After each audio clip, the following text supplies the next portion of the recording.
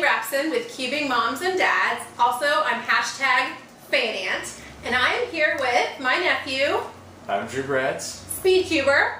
And Drew is here today for the FanAnt interview.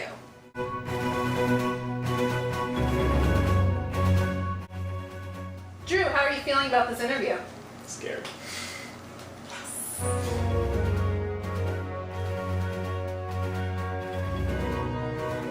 So for our next segment, we're going to play a game called Think Fast.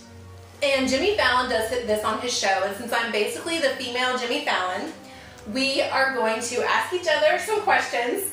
I don't know what questions he's going to ask me, and he doesn't know what I'm going to ask him. And the goal is to say whatever pops into your head first. That's your answer. So, are you ready, Drew? No. Once again. I think I am also not ready. How many people are there in Canada? 7. It's gonna be hard to get through. Hold it together. You're only one in. Okay. Whose idea was the muscle shirts? Mine. Were you trying to break Livia's hand? Yes. Do elephants prefer pure mints or 3x3? 3x3. Why does bread taste so good? Because it's my last name.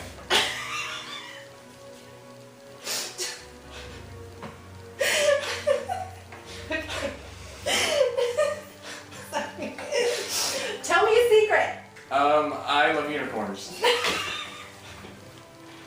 How do you feel when you get a text alert from me? Super happy. What does Lucas Etter eat for breakfast? Nothing. What kind of beard oil does Dumbledore use? Thick. Can I chaperone this year's homecoming dance? No. Why did Andy Denny have to go off to college and leave you? Because he doesn't like to be around me. How old is Chris Tran? 75. What's my best character quality? Your happiness.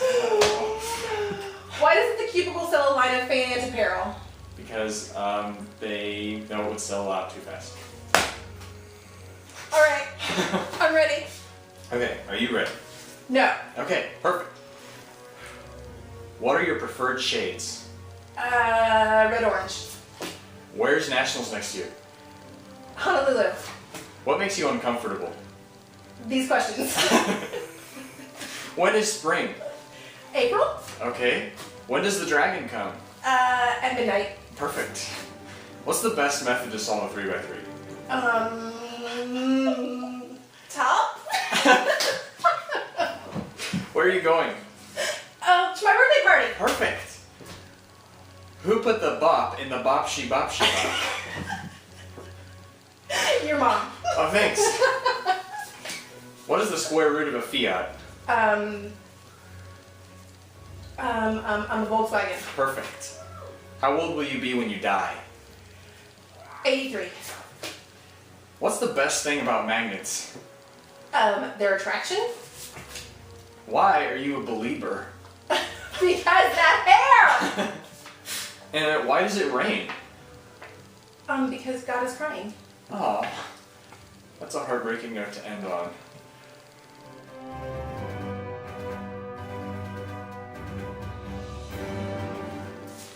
Now it's time for some super serious questions that I have for Drew about the cubing community. Do you remember when you were at Worlds and they interviewed you for the live stream and I typed in, "Hi Drew," and you said hi to me? Yeah, I remember that. That was awesome. That was a special moment between us. It was really special. Connection across continents. I felt very recognized and validated. Here's the really serious questions. I'm done messing around. So, this is actually all about the cubing community and for our page, Cubing Moms and Dads. So I want to know from you, what kinds of things do cubing kids need from their parents? Credit card, that would be a good way to start with. Alright. But, okay, seriously, like, mostly just patience and knowing that they're not necessarily just wasting time on the cube, that it is a valuable thing to invest in. It's not just playing a video game or something, there's more to it than that. Good answer. I like that. Okay. And what's your favorite moment of your cubing career, if you want to call it that? I have a few I could choose from. I think my favorite competition ever was Worlds in 2013. It was just my first experience with the international cubing community, and it just felt like everybody was there. It was a great venue. We had a lot of fun. But other times that have been super fun. Nationals 2015 was awesome just because I won a bunch of stuff that I wasn't expecting to win. So I was really excited with that. But honestly, there's a lot of other just super exciting memories that I don't know what to tell you. That's cool. That's good. Good answers.